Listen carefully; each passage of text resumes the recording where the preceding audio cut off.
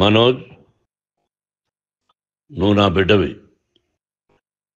లక్ష్మీ ప్రసన్న, విష్ణువర్ధన్ బాబు, మనోజ్ కుమార్. నిన్ను ఎలా పెంచానురా నేను? అందరికంటే నిన్నే గారాభంగా పెంచానురా. నీకే ఎక్కువ ఖర్చు పెట్టి చదివించాలని ప్రయత్నం చేశానురా. నువ్వు ఏది అడిగినా నేను నీకు ఇచ్చానురా. కానీ ఈ రోజున నువ్వు చేస్తున్న పని బిడ్డల గుండెల మీద తంతారంటారే, అలా తన్నేవరా. మనసు ఆవేదనతో కింగిపోతుందిరా. నేను మీ అమ్మ ఏడ్చుకుంటున్నావురా. జర్నలిజం ఉన్నది లేనిది, లేనిది ఉన్నట్టు రాస్తున్నారా. నువ్వు నన్ను కొట్టడం ఏంట్రా? నా బిడ్డ నన్ను తాకలా. ఇద్దరం ఘర్షణ పడ్డాం కొన్ని కారణాల వల్ల. ప్రతి ఫ్యామిలీలోనూ ఉంటాయిరా ఇవి. లేనివాడు ఎవరైనా ఉంటే ప్రపంచంలో ఒకరున్నారేమో, 1% ఉంటుందేమో. అటువంటి వాళ్ళ ఇంటికి వెళ్ళి కాళ్ళు గడిగి నిద్ర పూసుకోవచ్చు. భారత భాగవత రామాయణాలు చూసావు కదరా. ఏమిటిది? మీ అమ్మ ఎంత కుమిలిపోతుంది ఈ రోజున హాస్పిటల్ చేరింది. నీ వల్ల హాస్పిటల్ చేరుతాను. చూడు మనోజ్, నీకన్నీ ఇచ్చిన ఈ రోజున నువ్వు నా గుండెల మీద తనడమే కాకుండా అపకీర్తి తీసుకొచ్చావు. ఏదేదో రాశావు, ఏదేదో చెప్తున్నావు. కొంతమంది జర్నలిస్టులు ఉన్నది లేనిది, లేనిది ఉన్నట్టు రాసే వాళ్ళ తత్వం వాళ్ళకి. ఎందుకంటే టీఆర్పీ పెరగాలి. ఇది వాళ్ళ నైజం. మనం మార్చలేము. వాళ్ళందరి మీద మన కోర్టుకు వెళ్ళలేము. వక్ స్వాతంత్రం అంటారు, ప్రజాస్వామ్యం అంటారు. ప్రజాస్వామ్యంలో కూడా కొన్ని హద్దులు ఉన్నాయి. ఇది నీకు తెలుసు అనుకున్నా. ఎంత మంచి నటుడివి నువ్వు.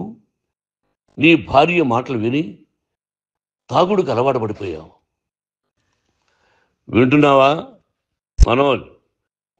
ఎవరిని నమ్మాలో ఎవరిని నమ్మకూడదో పరిస్థితి తీసుకొచ్చావు. విద్యాలయాలు ఎంత గొప్పవిరా. మనం 25% కులమతాలకు అతీతంగా ఫ్రీ ఎడ్యుకేషన్ ఇస్తున్నాంరా. క్యాస్ట్ అనేది తీసేశానురా 92లో ప్రాస్పెక్ట్స్లో.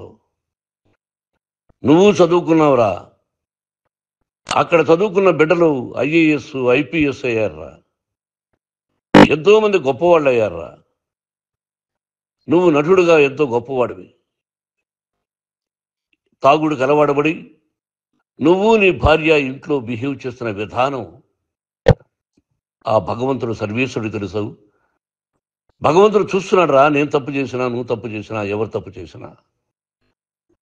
ఎంత అవకాశం ఇచ్చావు మాట్లాడుకునేదానికి అందరికీ. ఇన్ని సంవత్సరాల్లో మన విద్యాలయాల్లో ఒక్క తల్లి కానీ ఒక తండ్రి కానీ ఏమైనా చెప్పారా? ఆ బిడ్డలు మన బిడ్డలు రా. మీరెంతో నాకు అక్కడ ఉన్నవాడు కూడా నా కూతుర్లు, నా కుమారులు. ఎంతమందికి ఫ్రీ ఎడ్యుకేషన్ ఇస్తున్నావు. వాడి దగ్గర ఏది ఆశించరా. నువ్వు ఎందుకు ఇలా తయారైపోయావు? ఎందుకు ఇంట్లో ఉండే పని వాళ్ళందరినీ కొడుతున్నావు? పనివాడు వాడు పని చేసుకోవడానికి మన ఇంటికి వచ్చాడు రా. ఆ పనివాడిని కొట్టడం చాలా మహాపాపంరా. నేను వేరురా. నేను దండించడం వేరురా. నేనెవరిని ఆ చిన్న వాళ్ళని కొట్టి ఇచ్చేసి చేయలేదురా. సినిమా ఇండస్ట్రీలో మోహన్ బాబు కొడతాడు, తిడతాడు అంటే అది షూటింగ్లో జరిగి ఉండొచ్చేమో. కానీ ఇంట్లో ఉండి 10 సంవత్సరాల నుంచి 20 సంవత్సరాల నుంచి పనివాళ్ళు ఉన్నారు. నేను ఇంట్లో లేని సమయంలో వాళ్ళందరినీ కొట్టి వాళ్ళ ఫోన్ లాక్కొని ఒకడైతే చచ్చిపోవాలి. వాడు పోలీస్ కంప్లైంట్ ఇచ్చి ఉండొచ్చు. నేను వద్దు అని వాడిని బతిమాలాడు. పోలీస్ కంప్లైంట్ కూడా ఇవ్వలా. ఇంకైనా నువ్వు నీ భార్య మారి బయట ఉండండి రా అన్నాను నేను. లేదు డాడీ, తప్పు చేయలేని ఒకసారి వచ్చావు, మళ్ళీ తప్పు చేశావు, మళ్ళీ వెళ్ళావు, మళ్ళీ ఈసారి తప్పు చేయనన్నావు. ఏమండి వీడు తప్పు చేయడం అని మీ అమ్మ చెప్పింది. ఇంట్లో పెట్టుకున్నా. మళ్ళీ నువ్వు చేస్తున్నది, ప్రతిరోజు నువ్వు తాగుతున్న విధానం నీకే తెలుసు. ఇది ప్రజలు నమ్ముతారా లేదా అనవసరం నాకు. నేను నీకు చెప్తున్నా, ఇంతటితో పులి స్టాప్ పెట్టాలి. 3 రోజుల నుంచి రకరకాలుగా రాస్తున్నప్పుడు నా మనసు ఆవేదనతో ఉంది. మళ్ళీ చెప్తున్నా, Mohan Babu university is greater than temples. Greater than temples. బిడ్డలను కాలేజీలో చేర్చుకునే ముందు చెప్తారు, అన్నయ్య ఎంత ఉంది యూనివర్సిటీ రూల్స్, ఇది మా పద్ధతి, మీకు ఇష్టమైతే చేర్చండి. గవర్నమెంట్ ఏమి ఇస్తుందో ఇంత పర్సంటేజీ వాళ్ళకు కూడా మీ దగ్గర ఎందుకు డబ్బు తీసుకుంటున్నాం అంటే దానికి అర్థం పరమార్థం చెప్పాము. దొంగతనంగా తీసుకోలేదు, ప్రతిదానికి చెక్కులు ఉన్నాయి, అది అకౌంట్ ఉంది. దానిలో తప్పులు జరిగితే డిపార్ట్మెంట్ ఉంది. కాలేజీలో ఇంకేమైనా తప్పు జరిగితే గవర్నమెంట్ ఉంది. ఇవన్నీ నీకు తెలుసు. ఈ రోజున ప్రపంచంలో నేను నెంబర్ 1గా చేయాలని మీ అన్న కష్టపడి ఇతర దేశాల్లో నెంబర్ 1 యూనివర్సిటీ టైఅప్ చేశాడు. ఈ రోజు నువ్వు చేసిన విధానం ఏమిటి? నువ్వే ఒకప్పుడు నాకు ఇవి ఏమొద్దు, నేను యాక్టింగ్ అన్నావు. ఈ రోజున ఏం చేస్తున్నావు? విద్యాలయాల మీద పడ్డావు. తల్లిదండ్రులు చాలా గొప్పవాళ్ళరా. కొంతమందికి డబ్బు కట్టలేకపోవచ్చు, కట్టని వాళ్ళకు కొంత సహాయం చేసాం, అంతా సహాయం చేయలేము. బ్యాంకుల్లో డబ్బు కట్టాలి, లెక్చరర్స్కి డబ్బులు ఇవ్వాలి, యూనివర్సిటీ బ్రహ్మాండంగా నడపాలంటే మంచి లెక్చరర్స్ కావాలి. ఇవన్నీ తెలిసి చేస్తున్నావురా 32-33 సంవత్సరాల నుంచి. అది పక్కన పెడితే అందరినీ కొట్టడానికి వస్తావు, మీ అన్నం తిడతావు. ఒక వ్యక్తి వినయ్ గారనే ఆయన వ్యక్తి హెల్ప్ చేయడానికి వస్తే ఆ వినయ్ ఎవరు లజ్జాగుడికి చంపేస్తాను వాడు అన్నావు. ఇవన్నీ ఎంత తప్పురా? అంటే మీ నాన్నగారికి ఎవరు సహాయం చేయడానికి వస్తే వాళ్ళందరినీ లజ్జాగుడుకులు అంటావు, చంపేస్తానంటావు. మీ అన్నను చంపేస్తానన్నావు. చంపరా చూద్దాం మీ అన్న. నేనే అన్నా. తాకరా నీ ధైర్యం ఉంటే అన్నా. ఎంతమందిని చంపాలనుకుంటున్నావు? ఎంతమందిని చేయాలనుకుంటున్నావు? నువ్వు ఏం సాధించాలనుకుంటున్నావు? ఆలోచించుకో. ఈ ఇంట్లోకి అడుగు పెట్టడానికి నీకు అధికారం లేదు. ఇది నా కష్టార్జితం. మా నాన్నగారు 10 రూపాయలు 10 పైసలు కూడా ఇవ్వలేదురా. మంచి జన్మనిచ్చాడు మా నాన్నగారు. మద్రాసుకు వెళ్ళి వీధుల్లో అడుగు తిన్నాను రా. ఒక పూట కూడా భోజనం లేకుండా అడుగు తిన్నాను రా. న్యాయంగా మోహన్ బాబు తిడతాడు కొడతాడంటారు కానీ మోసగడనం లేదురా. నీట్ పార్లమెంటేరియన్గా బయట వచ్చాను రా. నువ్వు నా పరువు ప్రఖ్యాతులు మంట కలిపావు. ఏమిటి నేను చేసిన అన్యాయం? నీకు జన్మనిచ్చాను, అదా నేను చేసిన పాపం. అందుకే ఇది నా ఇల్లు అన్నావు. నువ్వు నీ ఇల్లు కాదు. నీ కష్టార్జితంతో నువ్వు సంపాదించుకున్న ఇల్లు నీది. ఇది నా డబ్బు, నా కష్టార్జితం. నా కష్టార్జితంలో నేను పిలిస్తేనే మీరు ఇంట్లోకి రావాలి. అటువంటిది పోగొట్టుకున్నావు నువ్వు. ఆస్తులు అంటావా? ముగ్గురికి సమానంగా రాయాలా లేదా అది నా ఇష్టం. ఆస్తులు ఇస్తానా, లేకపోతే గంగపాలు చేస్తానా, లేకపోతే ఎవరికైనా దానధర్మాలు చేస్తానా, అది నాకు సంబంధించిందిరా. నా కష్టార్జితం రా. మీరు చేస్తున్న విధానం గుణగణాలు కావాలరా. మందు తాగచ్చురా. ఎంత తాగాలి? నేను కూడా 1 or 2 పెగ్స్ తీసుకుంటా. ఇది తప్పు కాదు, జనానికి తెలియాలి. నా డబ్బు ఇది. తాగి ఎవరిని కొట్లా, తాగి నేను తింటున్నా. అది ప్రజలకు అక్కర్లా. నేను తప్పు చేస్తేనే ప్రజలకు కావాలా. ఇవన్నీ ఉన్నాయిరా. ఇవన్నీ తెలుసుకో. జర్నలిస్ట్ సోదరులారా, మీకు నా గతాన్ని తెలుసు, నా భవిష్యత్తు, నేను ఎక్కడి నుంచి వచ్చాను కూడా మీకు తెలుసు. ఈ రోజున మీరు రాస్తున్న విధానం, నా బిడ్డ నన్ను కొట్టాడన్నారు. ఎంత తప్పు! ఈ రోజున నా బిడ్డ మీద కోపంతో అవును చెప్పచ్చు. కాదు, వాడు నా మీద చెయ్యెత్తలేదు. నేను ఘర్షణ పడ్డాం. ఘర్షణ వేరు, కొట్టుకోవడం వేరు. గాయాలతో హాస్పిటల్కి వచ్చి కుంటుకుంటుగా నడిచాడు. మళ్ళీ ఏమని పోలీస్ స్టేషన్కి వెళ్ళి చెప్పాడు.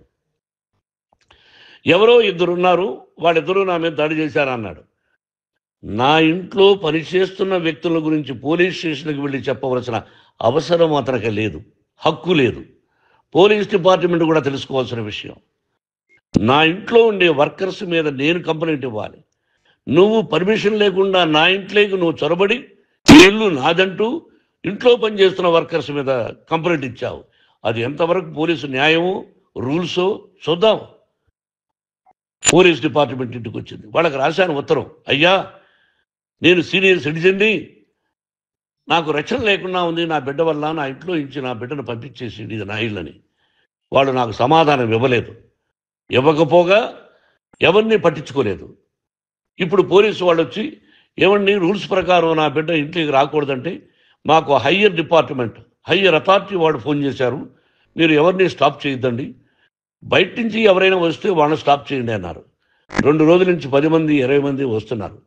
వాళ్ళు అలా చూస్తూ నిలబడ్డారు. వాళ్ళు ఫోటోలు తీసుకున్నారు, వాళ్ళ మీద మళ్ళీ వదిలేస్తున్నారు. ఎవరిని నిందించాలి? But I give respect to the police department. వాళ్ళకి ఎవరు ఏ అధికారి ఫోన్ చేశాడో, ఆ అధికారికి ఏ పొలిటీషియన్ చేశాడో అది వాళ్ళకే వదిలేస్తున్నా. కాబట్టి వాళ్ళు పోలీస్ కంప్లైంట్ ఇచ్చినా కూడా మేము సంబంధం లేదని అంటున్నారు కాబట్టి నేను నా బిడ్డను నిన్ను నాపు చేస్తున్నా. నువ్వు ఇంట్లోకి వచ్చే అధికారం నీకు లేదు. నువ్వు వచ్చి నీ బిడ్డను తీసుకెళ్ళు. సంతోషం. నువ్వు రాలేదు, నీ బిడ్డను జాగ్రత్తగానే చూసుకుంటావు. Take care your daughter, that's all. మీ అమ్మ హాస్పిటల్లో అడ్మిట్ అయింది. రేపో ఎల్లుండో మీ అమ్మను పిలిపించి బాగైన తర్వాత ఇదిగో నువ్వు నీ కొడుకు బిడ్డను తీసుకెళ్ళి వాడికి అప్పచెప్పని చెప్తాను పోలీసు వాళ్ళ ఆధ్వర్యంలో. ఇది 100% జర్నలిస్టు సోదరులారా, ఫుల్ స్టాప్ పెట్టండి. మీకు కుటుంబాలు ఉన్నాయి, మీ యజమానులకు కుటుంబాలు ఉన్నాయి. మీ కుటుంబాల విషయాలు, మీ యజమానుల కుటుంబాల విషయాలు మేము ఎవరు జోక్యం కలుగు చేసుకోవాలా. మేము నటీనటులం. మాది తప్పుంటే నటుడుగా నన్ను ఫెయిల్యూర్ అని రాయండి, నా నటన బాగలేకపోతే రాయండి. బట్ ఇంటి లోపల సందులో నుంచి చూస్తూ తప్పు చేస్తున్నామని ఉన్నది లేనిది ఉన్నట్టు రాయకండి. మీకు నా హృదయపూర్వక నమస్కారాలు. ఇన్ని రోజులు హృదయపూర్వకంగా ఎంకరేజ్మెంట్ చేశారు. ఆ ఎంకరేజ్మెంట్కు నమస్కారం చేసుకుంటూ I love you all. I love you police department. మీరు న్యాయంగా ధర్మంగా నడుచుకోండి, ఎవరికి తొత్తుల్లాగా ఉండొద్దండి అని మనవి చేసుకుంటూ నేను సెలవు తీసుకుంటాను.